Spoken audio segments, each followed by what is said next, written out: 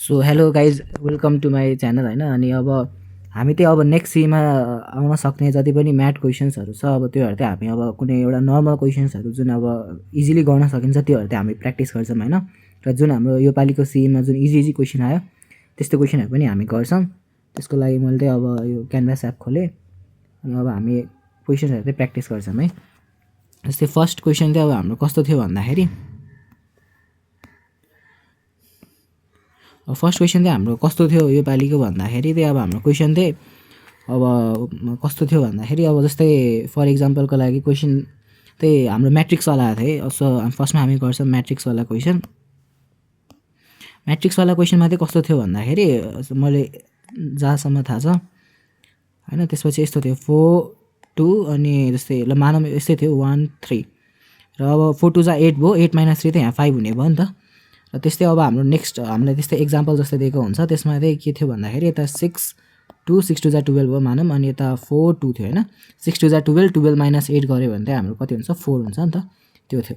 र नेक्स्ट हाम्रो अब त्यस्तैमा हामीलाई एउटा यस्तो एक्जाम्पल दिएको थियो कि जस्तै 4 3 अनि 1 2 होइन। मैले एक्जाम्पल मात्रै दिएको, क्वेसनमा त यो भ्यालुहरू डिफर हुनसक्छ है। त्यसपछि चाहिँ हाम्रो के थियो भन्दाखेरि अब हाम्रो अप्सन्सहरू हुन्छ नि त जस्तै अब 4 3 जा 12 12 यो चाहिँ हाम्रो वाट थियो है यहाँनिर। 4 3 जा 12 12 - 2 हाम्रो 10 भयो। 10 थियो अप्सनमा मानौँ 6 थियो अनि 8 थियो अनि 4 त्यस्तै थियो है। मलाई एक्ज्याक्ट चाहिँ थाहा छैन भ्यालु बट क्वेसनहरू यस्तै थियो। त्यो गऱ्यो भने हाम्रो के हुन्छ 4 3 जा 12 भयो, 12बाट 2 घटाएपछि हाम्रो 10 भयो नि त।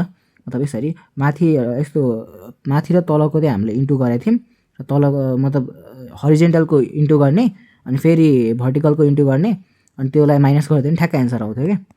1 × 2 गऱ्यो भने चाहिँ हाम्रो अब 10 आउने भयो नि त। सो यस्तो चाहिँ हाम्रो एउटा क्वेसन थियो होइन म्याट्रिक्समा। म्याट्रिक्सबाट आएको क्वेसन चाहिँ हाम्रो यस्तो थियो। त्यसपछि अब हाम्रो नेक्स्ट क्वेसन म्याथको कस्तो थियो त भन्दाखेरि चाहिँ अब कस्तो थियो भन्दाखेरि न्यू गर्नु पऱ्यो।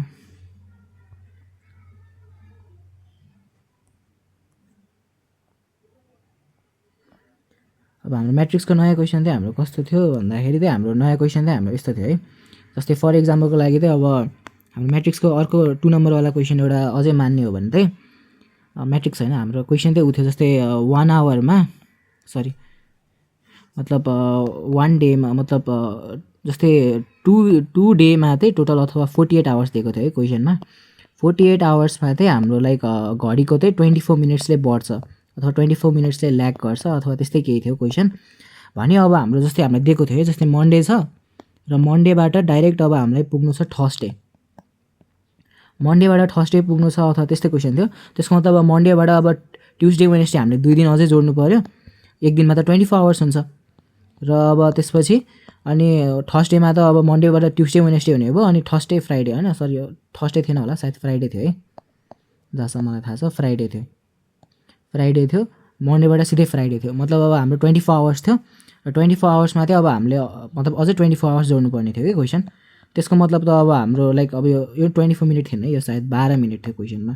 अनि त्यसपछि अब हाम्रो के भन्दाखेरि यो 24 48 आवर्स भयो। अब यो 12 मिनट हरेकचोटि ल्याग गरिरहेको छ भनेपछि एकचोटि 12 मिनट ल्याग गर्ने भयो फेरि 12 मिनट ल्याग गर्ने भयो नि त। टोटल हाम्रो 24 मिनट ल्याग गर्ने भयो क्या। र 24 मिनट यदि ल्याग गर्छ भने अनि हाम्रो के थियो भन्दाखेरि 24 मिनट यदि ल्याग गर्छ भने सुरुमा ल मानौँ 1048 टाइम्स भने कति छ भनेर त्यस्तै टाइपको क्वेसन थियो क्या।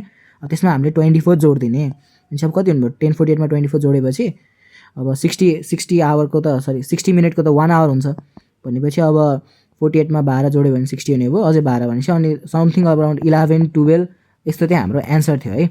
अब अरू पनि थियो जस्तै अब मान्छेहरू यसमा धेरै कन्फ्युज हुन्थ्यो किनकि अब 24 आवर्स भनेको अब मेबी अब त्यो बेला हतारमा अब 24 आवर्सलाई डे नमानेर मान्छेहरूले 12 आवर्सलाई डे मानिरहेको थिए। त्यस कारण अब 4 दिनलाई उनीहरूले 4 × 12 गरेर 48 मिनट जोडे होइन। खासमा जोड्नुपर्ने चाहिँ खासमा 24 मिनट थियो है। र त्यसरी नै एउटा क्वेसन आएको थियो। सो म्याथको अब हाम्रो 2टा क्वेसन भयो। त्यसपछि अब हाम्रो म्याथको अझै क्वेसन चाहिँ के थियो भन्दाखेरि एउटा क्वेसन चाहिँ यस्तो थियो है जस्तै एउटा मान्छे यहाँ छ अब एउटा यहाँ छ होइन। अनि त्यसपछि अब यो मानम साउथमा छ अथवा मतलब बिहान अर्ली मर्निङवाला क्वेसन थियो कि जुन चाहिँ अब प्रायःले गरिरहेकोलाई थाहा नै हुन्छ होइन। अर्ली मर्निङ हुन्छ र अर्ली मर्निङमा अब कोही मान्छे हुन्छ नि त जस्तै अब यसको स्याडो थियो ठ्याक्क मतलब यो चाहिँ राम थियो अब यो हरि थियो क्वेसन चाहिँ त्यस्तो थियो है। र हरिको स्याडो चाहिँ रामको ठ्याक्क लेफ्टमा आयो इन द अर्ली मर्निङ थियो है क्वेसनमा, यति चाहिँ मलाई थाहा छ अर्ली मर्निङ थियो। यदि रामको स्याडो हरिको लेफ्टमा आउँछ अर्ली मर्निङमा भनेपछि अब रामको डिरेक्सन अथवा हरिको डिरेक्सन कसरी फाइन्ड गर्ने यस्तो क्वेसन थियो। यस्तो क्वेसनमा त के भन्दा अर्ली मर्निङमा चाहिँ के हुन्छ भन्दाखेरि जहिले नि सन आएको हुन्छ कि, र सन कुन डिरेक्सनमा आउँछ भन्दाखेरि इस्टतिर आउँछ नि त, र त्यसलाई रिफरेन्स मानेर अब त्यसको स्याडो यता लेफ्टमा आयो भनेपछि यसको एन्सर चाहिँ हाम्रो नर्थ थियो है। यस्तो क्वेसन चाहिँ हामीले अब म्याटहरू गऱ्यो भने थाहा हुन्छ। अब म्याट भनेको चाहिँ कस्तो भन्दाखेरि अब स्कलरसिपहरू पनि पाउनलाई म्याट गऱ्यो भने एउटा हुन्छ नि त, जस्तै ल मानौँ कसैको 144 आइरहेछ र त्यसले यदि 4वटा म्याट मिलाउन सक्यो भने त 148 आउँछ नि त, बट स्टिल म्याटलाई चाहिँ गर्न सक्यो भने इट विल बी इजी के।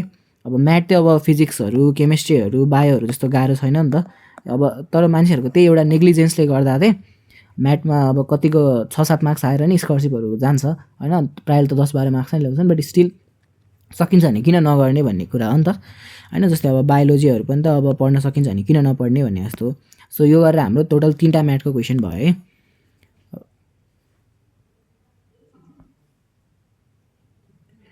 अनि त्यसपछि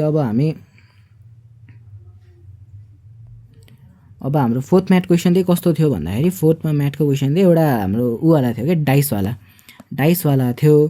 त डाइसमा चाहिँ कस्तो थियो भन्दाखेरि समथिङ लाइक अब 1को अपोजिट के हुन्छ 2को अपोजिट के हुन्छ त्यो थियो, तर त्यो डाइरेक्ट हेर्दाखेरि चाहिँ आउँदैन थियो कि, मतलब त्यो डाइस थियो र डाइसमा चाहिँ यदि लाइक यसरी 4को अपोजिट के छ 5को अपोजिट के छ त्यो भन्दा नि, जस्तै मतलब मलाई 1को अपोजिट खोज्नु छ भने डाइसवाला क्वेसन थियो एउटा, त्यति अब डाइसवाला सल्भ गरेर आएको मान्छेले चाहिँ त्यो गर्न सक्छ है। त डाइसवाला क्वेसन थियो। अब त्यो कस्तो थियो भनेर मैले पनि बिर्सेँ, 1 महिना भइसक्यो, बट डाइसवाला क्वेसन चाहिँ एउटा थियो। र हाम्रो पालामा सायद वाटर इमेज र मिरर इमेजबाट चाहिँ एउटा नै क्वेसन थिएन है, जहाँसम्म थाहा छ। वाटर इमेज र मिरर इमेजबाट चाहिँ सेट बी थियो मेरो, त्यसमा चाहिँ एउटा पनि क्वेसन थिएन, बट नेक्स्ट टाइम आउन सक्छ है, त्यसको लागि प्र्याक्टिस गरेर राख्नु।